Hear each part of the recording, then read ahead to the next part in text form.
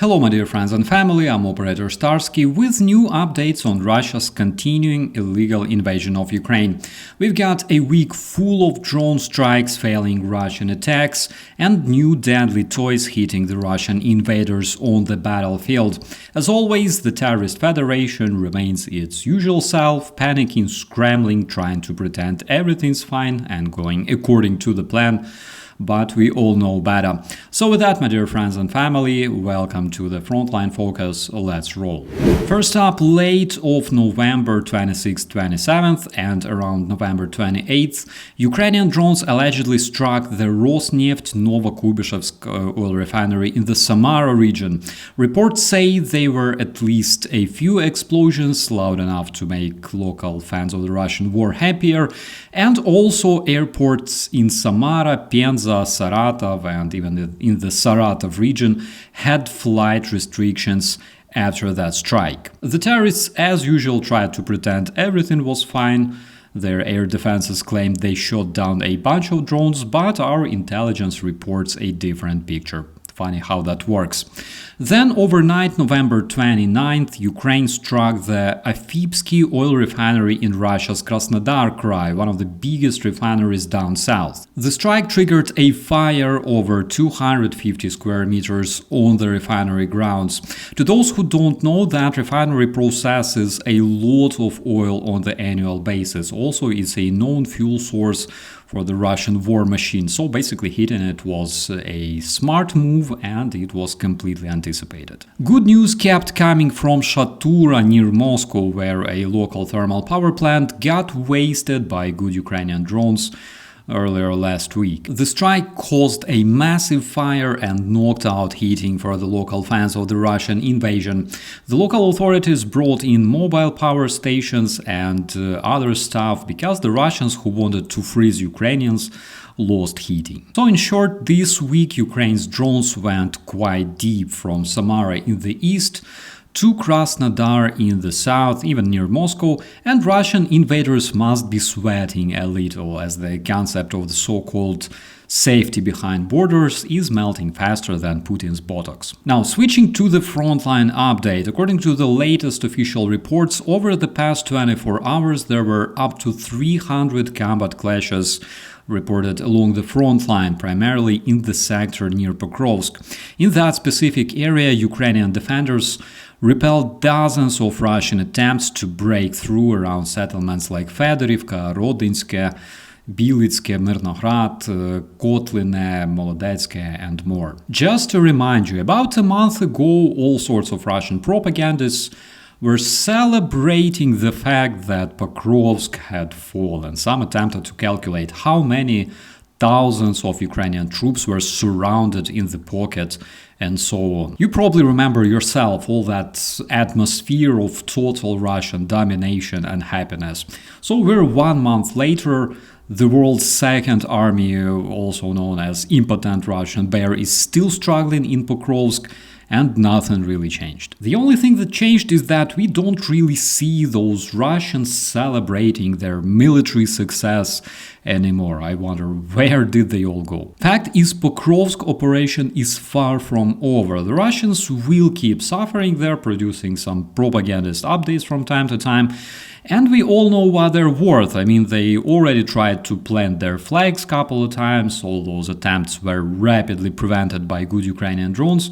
And basically, Russia keeps burning more and more of its population in the Pokrovsk meat grinder for almost a month without any significant success, and that's the reality. On the other hand, Ukrainian defenders report that logistics became more complicated. At some point, delivering troops and supplies to the positions became even more dangerous than actually fighting at the positions. But also our guys showcased an exciting video of a Ukrainian land drone improving a Russian armored vehicle with a heavy machine gun. In the meantime, the famous Russian robot is still trying to get rid of alcohol addiction and a deep existential crisis caused by the fact he was built in Russia. In the north, near Vovchansk and along Kupiansk direction, Ukrainian defenders report heavy pressure. Russian terrorists tried multiple times to advance, but most of their attempts were stopped by the Ukrainian troops, which again, according to military experts like Douglas MacGregor, should have all disappeared somewhere around 2022, because according to the Russian propagandists, since 2022 they've already killed two populations of Australia and New Zealand combined, but still keep desperately struggling over a tiny town of Pokrovsk and Vovchansk. To summarize, the front line hasn't changed much. According to recent assessments, even though Russia may be pushing here and there, the overall front line is not collapsing. Ukrainians hold the line.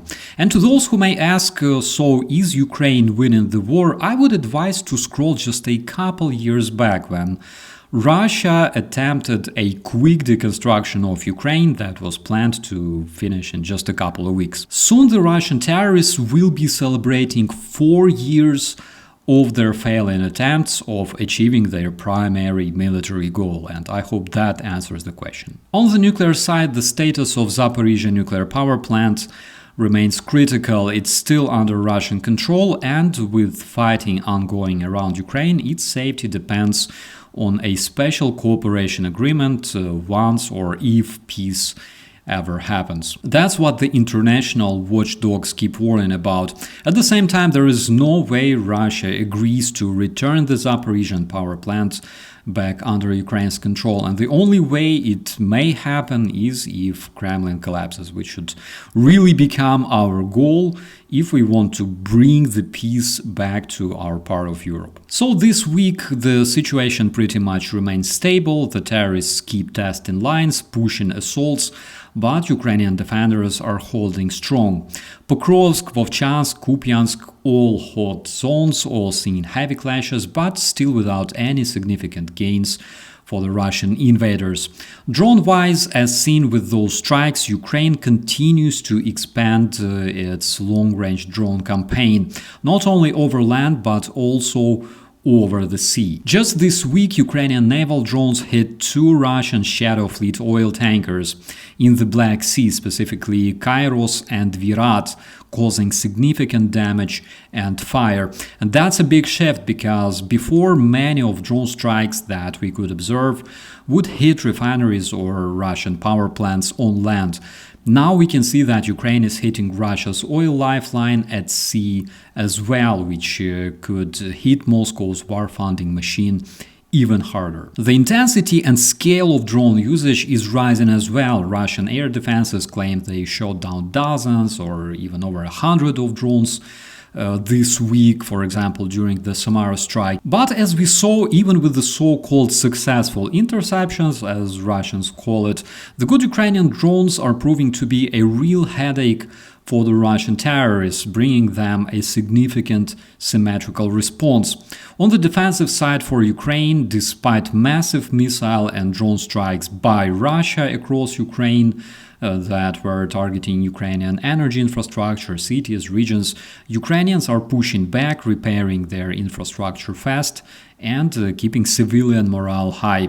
We can see that Ukraine seems to be adapting, getting more daring, extending reach, and hitting where it hurts the most: Russian oil, fuel, and energy. And that in turn forces Russia to spend more resources on air defenses for Putin's palaces and oil refineries, repairs, and dealing with panic.